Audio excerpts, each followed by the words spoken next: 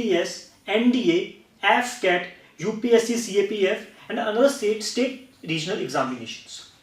So my focus in this subject will be on three things, that is concept, connectivity and consolidation. One, how we can clear up the concept of the topics and the subtopics in this subject. Secondly, how we can connect those topics and subtopics. And the third one, very important, how we can consolidate all these things, which is very useful in preparing general studies. So in any subject, especially in economics, the first and the foremost thing that we have to focus on concept and the terminologies. We have to clear all the terminologies in this subject. So my focus will be on clearing up all your doubts, clearing all the topics and focusing on all the subtopics, which is very useful for the UPSC and other civil services based examinations. Today I am going to discuss about the introductory lecture of economics, where I will discuss how the economy starts, and secondly, the very important, the evolution of economics, the evolution of the distribution systems which occurred with the time in the world. So first of all, what is economics? So economics is the study of how societies use scarce resources to produce commodities and distribute among different people. So हमारी अर्थ पे इतने resources नहीं है कि हम सबको satisfy कर पाएं. So we already have very scarce resources.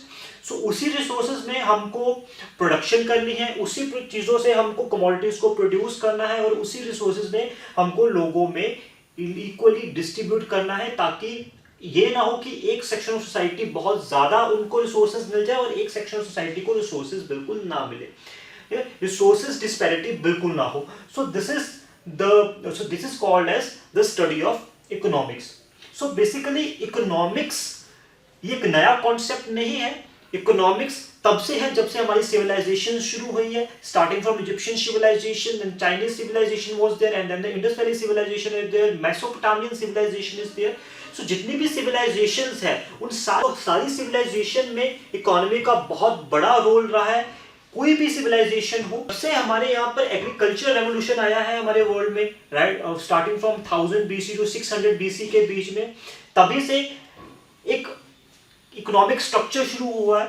So that's why economy is not the new thing, ये बहुत हिस्टोरिकल थिंग है.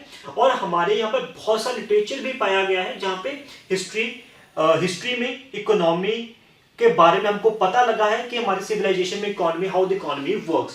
इसकी बहुत बड़ी जो फाइन एग्जांपल है, the fine example is Arthashastra, written by Kautilya और Chanakya. He was the prime minister in the Mauryan empire. तो उनकी बुक में हमको बहुत अच्छे से पता लगा है कि उस टाइम पर, राइट अबाउट 2000 years ago, कि how the economy work and how the system works. But that was an old economical system. But after the industrial revolution और ड्यूरिंग द इंडस्ट्रियल रेवोल्यूशन, जो कि 1770s और 1780s में जो पूरे world में prominent हुआ after the invention of steam engines, so there was a revival of the new economic structure जिसको मॉडर्न इकोनॉमिक्स बोला गया. The father of modern economics called as Adam Smith. So Adam Smith is known as father of modern economics. So if I talk about the new economic structure that start from the industrial revolution, starting from 1770 to 1780s, after the invention of steam engine, so there was an evolution of the industries in the European region, starting from England to the other part of European countries. So there was a new economic structure, the new political structure, the new societal structure. So after that whole economy got changed. I already told you what is economics. Economics is the distribution of resources among the different people. So in the whole process, in the whole evolutionary process of economics, there were three distribution systems. So the three distribution systems which came into existence were capitalistic economy, state economy and the mixed economy, right? So we will study about these all distribution systems. So first of all is the capitalist economy. The capitalist economy, this structure was given by Adam Smith in his book called as wealth of nation. 1776 में ये book उन्होंने अपनी publish करी थी, और एक साल बाद ही 1777 और 78 में American after the American independence they adopted this kind of economic system. So in the capitalist economic system, so they Adam Smith suggested a model called as laissez-faire model. So I already read it, laissez-faire model. laissez-faire model के दो बहुत prominent features थे. The first feature was free market force, and the second feature was no government intervention. So there is no government intervention in this kind of economic structures. So in the free market forces, he called it as the invisible hand. That means the economy will work according to demand and supply. Right? If I need a commodity जिसकी मेरे को demand बहुत ज़्यादा है, या हमारे यहाँ पे लोगों में उस चीज़ की डिमांड बहुत ज़्यादा है, so it will produce and it will consume according to it. Right? So this is called as free market resources. किसी भी commodity के price उस accordingly set होते हैं. So this is called as free market forces. And another one is no government intervention, कि जब कोई market काम करेगी उस मार्केट में या उस इकोनॉमी में गवर्नमेंट की इंटरवेंशन बिल्कुल नहीं रहेगी.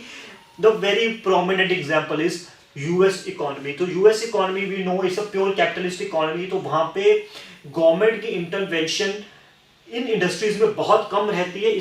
कंपनीज है जो बहुत जल्दी रिवाइव कर गई, या बहुत जल्दी वो दुनिया में उन्होंने अपने लोगों में वो उनकी रीच बढ़ी है. So this is because there is zero government intervention in this kind of capitalistic structure. So after this structure, so there was a new system of economy which came in Europe, or most prominently in the eastern part of the Europe. It was suggested by Karl Marx in his book called as Das Kapital. So in this structure, basically this economic distribution system is came into being to counter the capitalistic economic structure. So in this structure there is a two parts. One is the socialist economy, or in second one is the communist economy.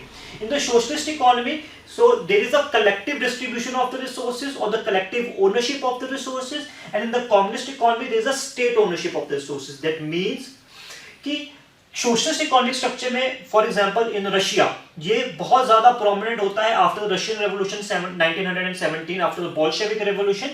So in this system, लोगों के पास जो पूरा economical assets होंगे वो लोगों के पास होंगे. सो जैसे कैपिटलिस्ट इकोनॉमी में जो एसेट्स होंगे या इकोनॉमिक स्ट्रक्चर होगा, जो बहुत जो एंटरप्राइजेस कह सकते हो आपने, जो पूरा का पूरा सिस्टम होगा वो एक कुछ पूंजीपतियों के हाथ में होगा, कुछ इंडस्ट्रीज के हाथ में होगा. But on the other hand the socialist structure, जो इकोनॉमिक स्ट्रक्चर होगा, जो फैक्ट्रीज होंगी या जो प्रोडक्शन बेसिस होंगे वो किनके पास होंगे, वो वर्कर क्लास के पास होगी, जो मेजॉरिटी ऑफ पॉपुलेशन उनके पास होगी. On the other hand in the communist economy, communist economical structure में all the production resources, all the commodities, all the structure will be in the hand of the state, that is in the hand of the government. So government accordingly अपने accordingly लोगों में वो distribute करेंगे. Right? So the basic difference between capitalist economy, socialist economy and the communist economy, अगर उसको मैं एक line में explain करूँ, मैं कैसे करूँगा. In the capitalist economy, a person according to his pocket. Right, अगर किसी पर्सन में जेब में जितना पैसा है उसके पास उतना profit. So this is called as capitalist economy. In the socialist economy a person according to his productivity. That means कि अगर किसी फैक्ट्री में वर्कर ज्यादा काम कर रहा है तो प्रॉफिट का ज्यादा हिस्सा भी वर्कर को मिलना चाहिए, ना कि फैक्ट्री के मालिक को मिलना चाहिए. So this structure is called as socialist economical structure. That is a person according to productivity. And another one is communist economy, a person according to his need. कि अगर सबकी नीड 2 रोटियों की है तो सबको 2 रोटियां ही मिलेंगी. So this is called as communist economy. Right? So after these two economic structure, so there was a problem in 1929 which occurred in the world, which is called as the Great Depression. Right? So why there was a Great Depression? Because we know in the capitalist economy where the majority of the European nation उन्होंने capitalist economical structure को adopt किया था. So capitalist economy में I already told you the wealth is in hand of limited people. So majority of people or majority of the working class there is an income disparity. So because of this कि जब एक wealth concentrate होती है किसी एक particular बंदों के हाथ में, तो वहां पे जो मेजॉरिटी ऑफ पॉपुलेशन के पास पैसा कम होने की वजह से उनकी डिमांड में बहुत बड़ी गिरावट आती है. सो जब वो बहुत बड़ी गिरावट आई, that leads to recession, and that recession leads to depression, which was result in 1929 Great Depression. So in the 1929 Great Depression, the main reason was the capitalist economy, right? तो इसका मतलब ये नहीं है कि स्टेट इकोनॉमी उस time पे जो स्टेट इकोनॉमिकल स्ट्रक्चर थे वो बहुत ज्यादा प्रॉस्पर थे, वो ऐसा भी नहीं था, इतना ज्यादा प्रॉस्पर नहीं थे, वो भी उनकी भी ग्रोथ रेट बहुत ज्यादा कम थी. सो after that there was a Oxford University economist whose name was John Maynard Keynes. So he suggested, or he questioned the laissez-faire model and suggested the new structure called as mixed economy. So in this structure he supported the free market. उन्होंने free market को support तो जरूर किया, but उसमें उन्होंने ये add किया था there should be a government regulations. So वो गवर्नमेंट रेगुलेशंस कैसे होंगी? Either by government spending or by the fiscal policy, reducing the tax rates or increasing and decreasing of the interest rates, that will lead to rise in the demand. When there is a rise in demand, there will be rise in consumption. When there is a rise in consumption, there will be expansion of the economy.